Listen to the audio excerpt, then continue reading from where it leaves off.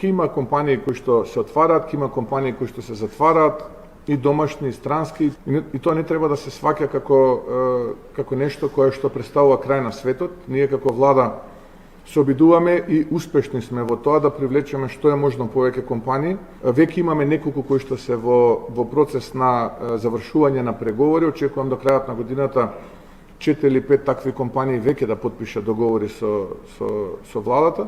Види, господине Мицика, бројките покажуваат дека ти имаш поразителна економска политика. Тоа го покажуваат бројките. Во истиот период лани, во време на техничка влада, оваа држава имала 600 милиони странски инвестиции, после година и неколку месеци со политичка влада, оваа држава има 200 милиони инвестиции. 3 пати помалку. Ова што го прави Костал се нарекува реинвестирање на добивка. Тоа не е нова гринфилд инвестиција, не е дури ни браунфилд инвестиција, него се работи за реинвестирање на добивката со цел продолжување на поволностите кои што ги имаат странските инвеститори. Значи, они ќе инвестираат сега 30 милиона, ама ќе си купат 5 години или 2 години или 3 години, не знам каков договор имате со нив, олеснување од даноци. Тоа го прави Костал. Инаку Костал не ја донесе ти, туку ја донесе господинот Никола Груевски. Како што ги донесе 70% од странските инвестиции у држава. Странска инвестиција, која што ја донела владата на Христијан Мицковски, нема се уште. Може ке има, нема. Бројките покажуваат дека имаш илјадници отпуштања од погоните на странските инвеститори. Бројките кажуваат дека ти имаш стотици работници сезонски кои што се земаат од Врање, Ниш, Мексико, Пакистан и така натаму, кои што работат во